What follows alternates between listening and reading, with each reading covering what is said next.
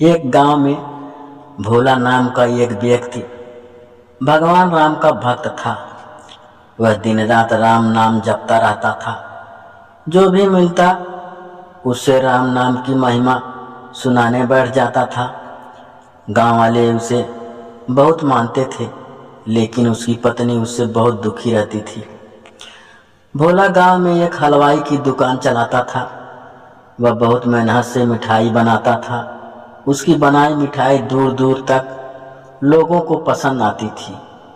कुछ लोग उससे राम राम करके मुफ्त में मिठाई खा लेते थे। सुमित्रा कहती है, तुम इतने सीधे हो कि लोग तुम्हारा फायदा उठा लेते हैं। भोला कहता है, मैं प्रभु श्री राम का नाम लेकर मिठाई बनाता हूँ। खुद लोग खरीद लेते हैं और कुछ लोग प्रसाद समझकर खा लेते हैं। सुमित्रा कहती है, लेकिन राम जी के चक्कर में नुकसान तो हो ही रहा है। भोला कहता है, तुम्हें पता है राम जी के नाम से जो मिठाई बनाता हूँ वह इतनी स्वादिष्ट बनती है कि ग्राहक को बहुत पसंद आती है। सुमित्रा उसके इस स्वभाव से बहुत दुखी रहती थी। एक दिन सुमित्रा की एक सहेली उनसे मिलने आई। सुमित्रा बहन, मैं तो अपने पति से बहुत दुखी हूँ। वे तो कुछ समझते ही नहीं कि दुकान कैसे चलती है। सहेली बोली, एक काम कर, तू उसकी दुकान को संभालना शुरू कर दे।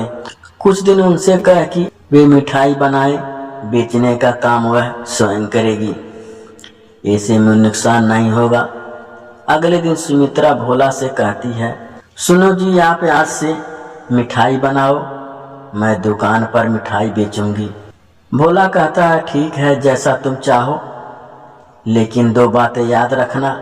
एक तो कोई भी ग्राहक दुकान से वापस न जाए, और दूसरा सबसे पहले भगवान का भोग लगाना। सुमित्रा दुकान पर बैठ जाती है। वह पूजा करती है, भगवान का भोग भी लगाती है। उसके बाद उसके पास ग्राहक आने लगते हैं। पहले के दिनों की तरह उसकी मिठाई खूब बिकने लगती है। तभी एक बूढ़ा आदमी दुकान पर आया। सुमित्रा कहती है, बाबा क्या चाहिए? बूढ़ा आदमी बोला, बेटी, मुझे एक मिठाई खाने का मन है, लेकिन मैं खरीद नहीं सकता। सुमित्रा कहती है, बाबा, यहाँ तो बिना पैसे की मिठाई नहीं मिलेगी। मेरे पति पहले ही बहुत कुछ नुकसान कर बैठे हैं, अब यह सब नहीं होगा। बूढ़ा आदमी, कोई बात नहीं बेटा, वो जो राम जी को भोग लगी मिठाई है वही मुझे दे दो। उसे तो तुम खाओगी नहीं, भगवान का प्रसाद समझ कर ही दे दो। सुमित्रा ने बोली, नहीं बाबा, कहा ना आपको पैसे लाओ तभी मिठाई मिलेगी। यह सुनकर बूढ़ा आदमी वापस चला जाता है। शाम के समय जब भोला दुकान पर पहुंचा तो देखा भोग की मिठाई रखी है। भोला बोलता है, क्या हुआ, आज बाबा नहीं आए? सुमित्रा कहती है, कौन बाबा? एक बूढ़ा आदमी आया था, मैंने भगा दिया। भोला बोला, यह तूने क्या किया? जब से मैंने दुकान खोली है हर दिन वे बाबा आते हैं और भोग की मिठाई खाते हैं। उनके आने से पहले मेरी दुकान कम चलती थी, जब वे आने लगे शाम तक सारी मिठाई बिक जाती। सुमित्रा कहती है, तुमने तो न जाने कितने लोगों को मुफ्त में मिठाई खिला दी, अब यह सब नहीं चलेगा। अगले दिन वह बूढ़ा आदमी नहीं आया।